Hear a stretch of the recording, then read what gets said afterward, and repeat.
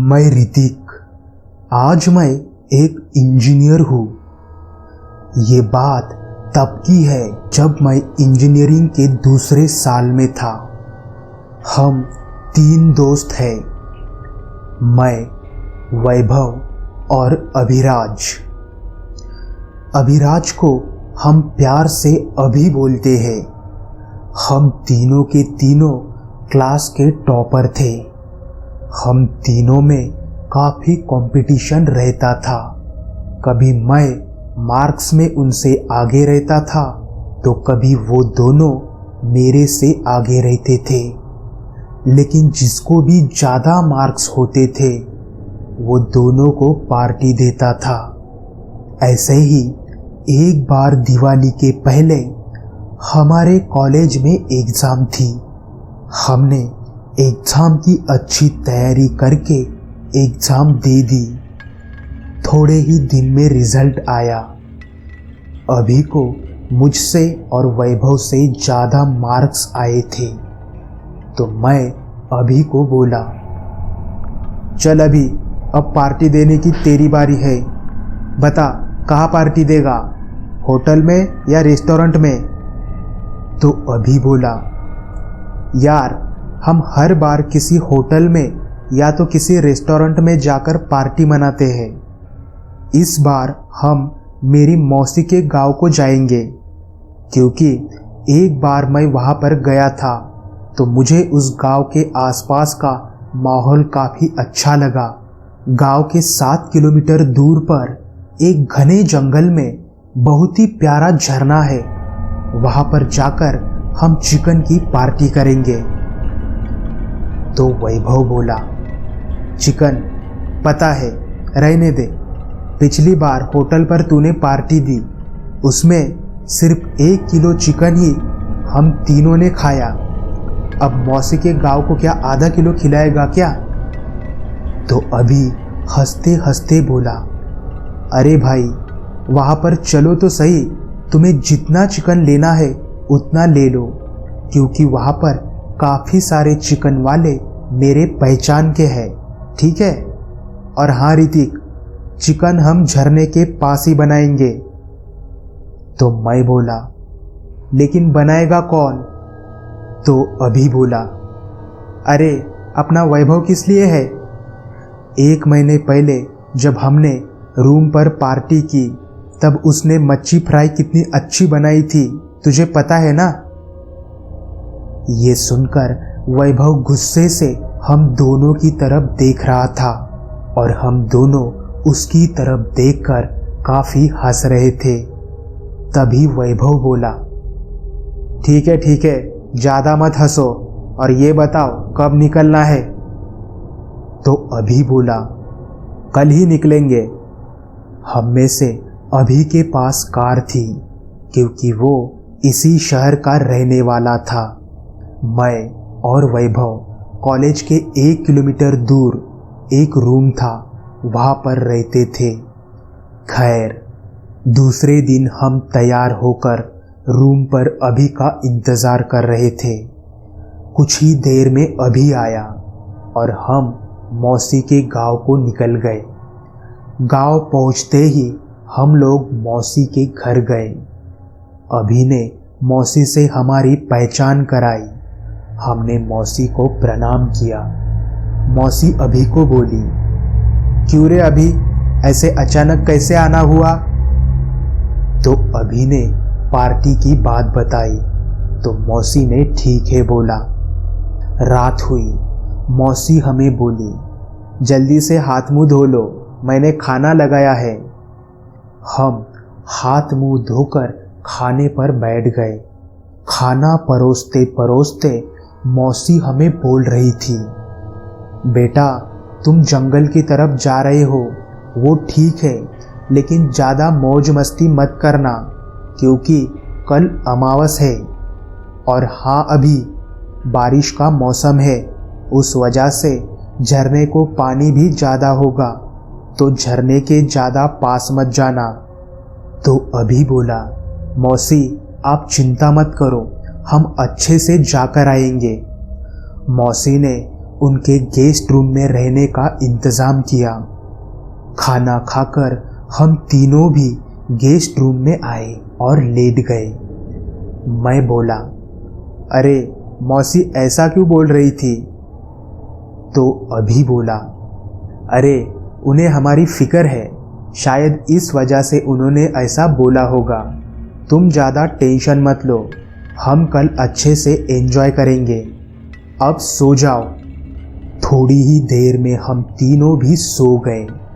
दूसरे दिन हल्की हल्की बारिश हो रही थी। हम फ्रेश होकर मौसी को प्रणाम करके गाड़ी में बैठकर उस जंगल की ओर जाने लगे। तभी वैभव बोला, अरे लेकिन चिकन कहाँ पर लेना है? तो अभी बोला, अरे थोड़ा सा आगे जाने के बाद एक चिकन वाले भैया है, उनसे ले लेंगे, फिक्र मत करो।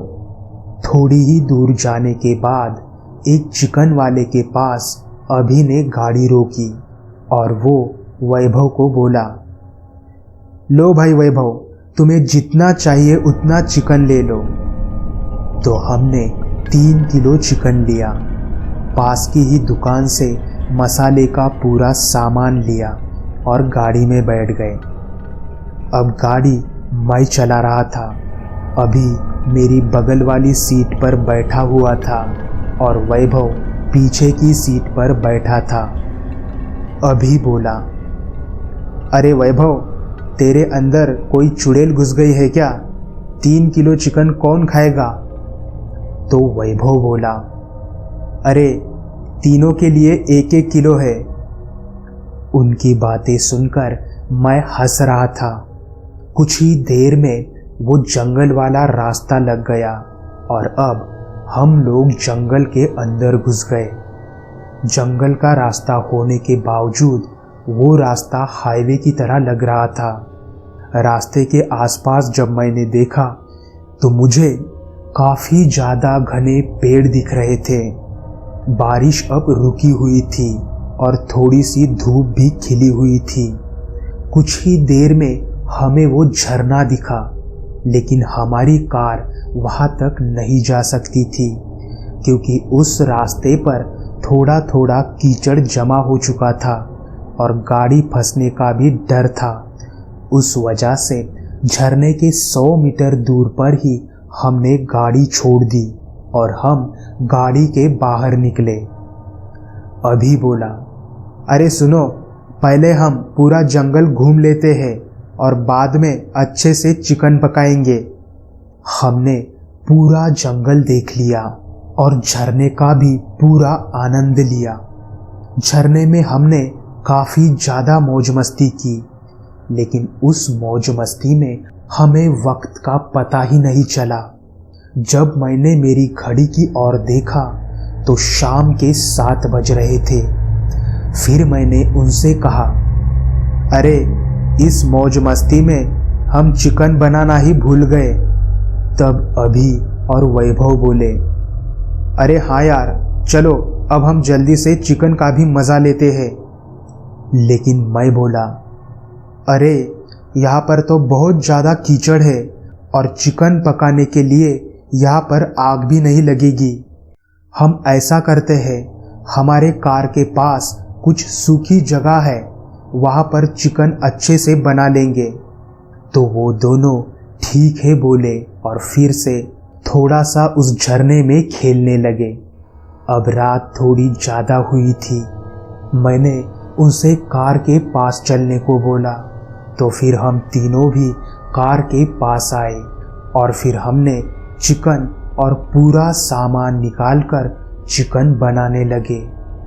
बारिश की वजह से लकड़ियाँ थोड़ी सी गीली थी तो जलने में थोड़ी समस्या आ रही थी, लेकिन हमने जैसे तैसे करके आग जलाई। अब लकड़ियाँ अच्छे से जलने लगी थी। अब रात के तकरीबन 10 बज चुके थे। अभी बोला, अरे यार, चिकन धोने का तो पानी ही नहीं है, अब क्या करें?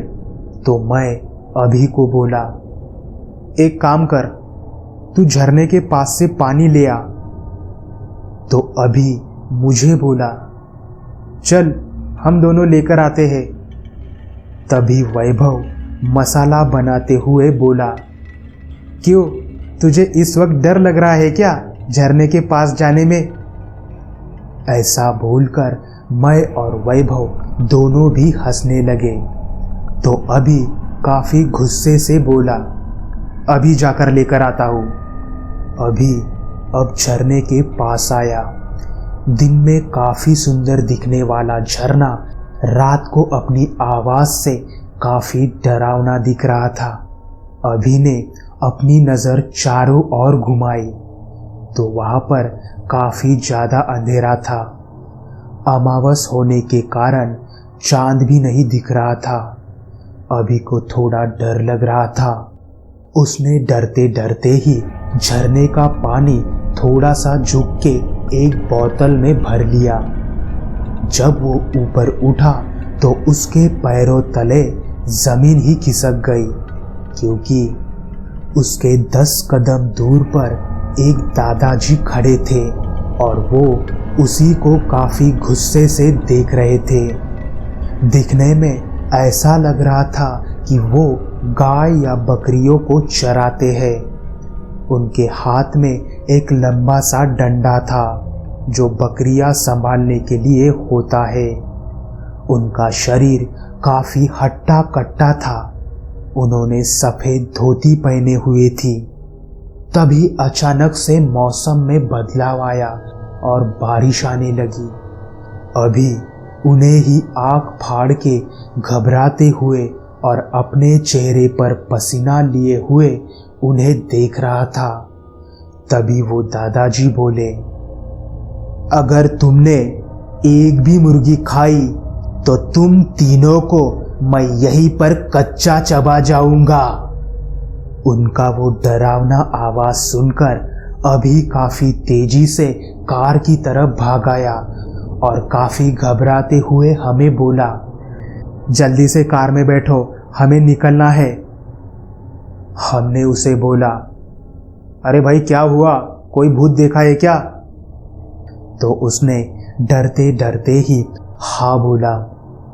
हम दोनों ने एक नज़र उस झरने की ओर डाली तो हमें भी वो दादाजी काफी गुस्से से देख रहे थे और वो हमारी कार की तरफ काफी तेजी से चलते हुए आ रहे थे और हमें काट डालने का इशारा कर रहे थे।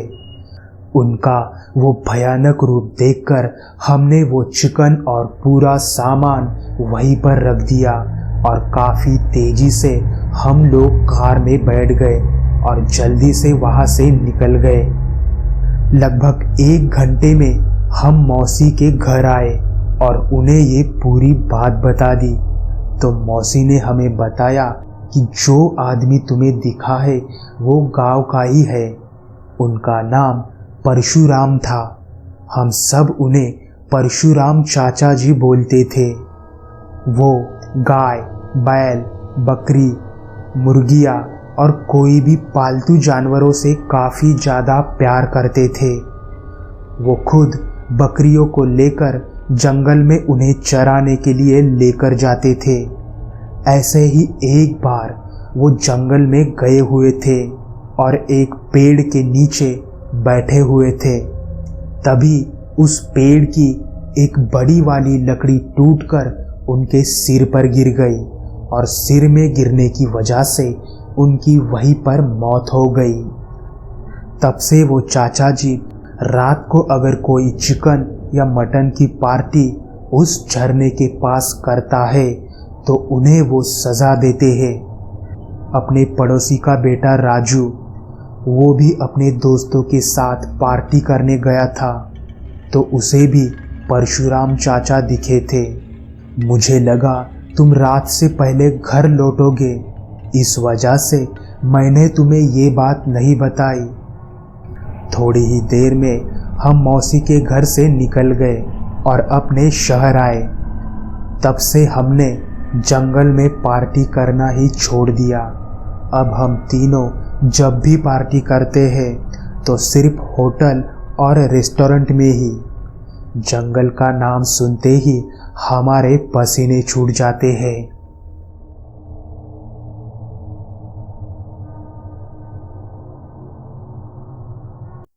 तो दोस्तों आज के लिए बस इतना ही।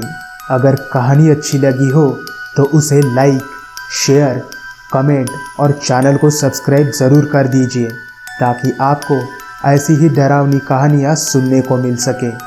तो चलिए दोस्तों, अब हम मिलेंगे कल रात ठीक 10 बजे। तब तक के लिए अपना और अपने परिवार का ख्याल रखिए।